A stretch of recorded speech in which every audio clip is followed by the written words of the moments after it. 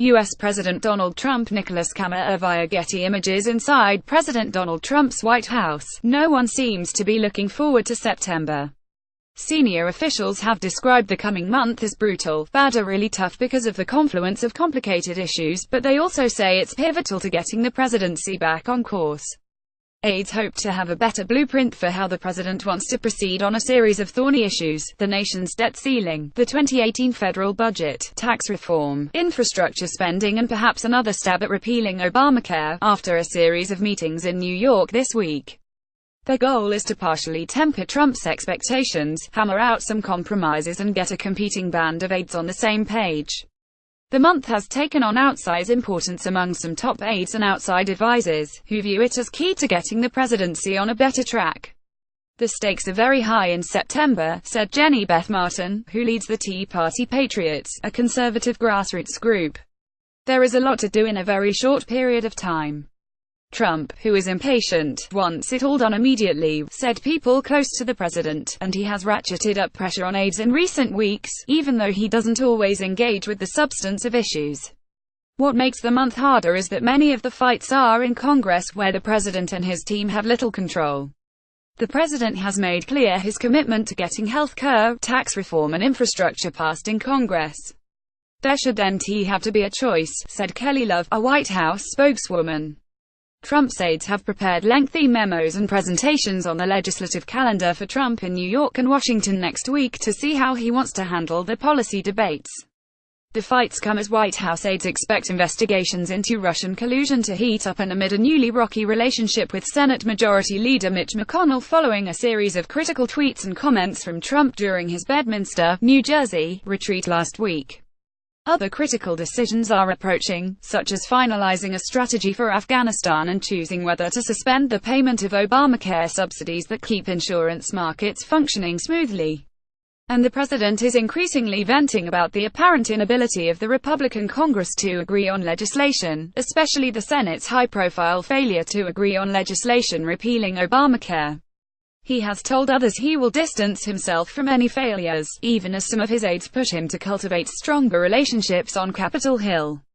The Republicans in Congress only seem to be efficient at one thing: coordinating hearings on Russia with the Democrats, said Sam Nunberg, a longtime Trump aide who left him in 2015 but still talks to administration officials. At least they can get that done. September also presents several fights about which Trump's aides aren't in agreement. Fault lines are already coming into view, even as Mark Short, the head of legislative affairs, is trying to get everyone on the same page ahead of the Trump Tower meetings, several administration officials said. A successful September for many in the administration would include keeping the government open, passing a budget without too much of a showdown, securing some money for the long-promised border wall, and beginning talks on tax reform, officials said, while continuing to work on the healthcare issue. But other Trump aides have loftier expectations. For some, such as strategist Steve Bannon and his allies, securing money for the wall is a fight worth having. Office of Management and Budget Director Mick Mulvaney would like spending cuts as part of raising the debt ceiling, but it remains unclear how hard he would be willing to battle for them. Short is pushing to handle many of the budget issues quickly and to try to move quickly to tax reform, a strategy supported by Gary Cohn, the president's economic advisor, and Stephen Mnuchin, his Treasury Secretary. But advisors are still wrangling with the fine details of a tax plan. Bannon wants a higher tax on the wealthy, which could go nowhere, and while he previously wasn't involved in healthcare, Bannon has recently inserted himself into that fight, administration officials said. The top headaches for Trump's White House are the September 30 deadlines for raising the debt ceiling and funding the upcoming year's budget. The White House also wants to push agenda items, like more border money and defense spending, while also trying to curb deficits. White House officials, including Bannon, Short, and Chief of Staff John Kelly, have told others they expect those fights to be messy. The outcome that some White House officials fear is a 3-month budget extension, only postponing the fight until December. Internally, White House officials are still battling over spending levels in the budget, according to several administration officials. Pressure is likely to rise from the conservative House Freedom Caucus for spending cuts for a budget and the debt ceiling, creating another clash with moderates like the one that tanked healthcare reform. Trump, aides said, is determined to get money for the wall and immigration measures, and he is likely to balk at any plan that doesn't give him a win on a signature campaign issue.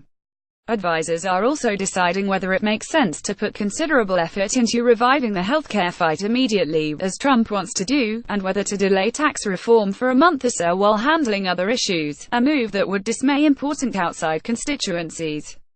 Tax reform isn't going to come out as soon as we first wanted, said one senior administration official with direct knowledge of the negotiations.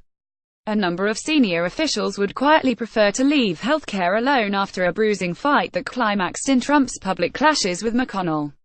While some White House officials have worked quietly with governors on securing support for a state-based block grant plan, and others have worked with the Freedom Caucus on a repeal-only vote, there is little sign of momentum, senior White House officials said.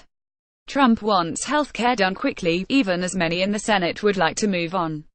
The president, who is combative, doesn't like to be seen compromising, and often focuses on an issue only after he has lost and received the public sting. He thinks if we don't get healthcare done, we're losers, said one advisor who speaks with him often. On Friday, the House Freedom Caucus vowed to push a repeal-only bill, which quickly secured support from conservative groups like the Club for Growth. Martin, the head of Tea Party Patriots, said she delivered more than 1 million signatures to the White House calling for the repeal of Obamacare. A bill would likely fail in the Senate, though, and take valuable time from the White House, which needs legislative wins by the end of the year. The Club for Growth said it would score lawmakers on the vote, a move meant to threaten them. We hear about repealing Obamacare from the grassroots every day, Martin said. For many in Trump's White House, tax reform is the greater priority. Short and other senior aides have met with senators and important outside constituencies, like the network of groups backed by the billionaire brothers Charles and David Koch. Tim Phillips, who leads Americans for Prosperity, one of the largest groups in the Koch network, said his donors are most focused on that, and outside groups say the administration has seemed far better prepared on tax reform than on health care. Our view is it's all about tax reform, said Scott Reed, chief strategist for the U.S. Chamber of Commerce. Success would help turn the page on all the drama of the White House so far.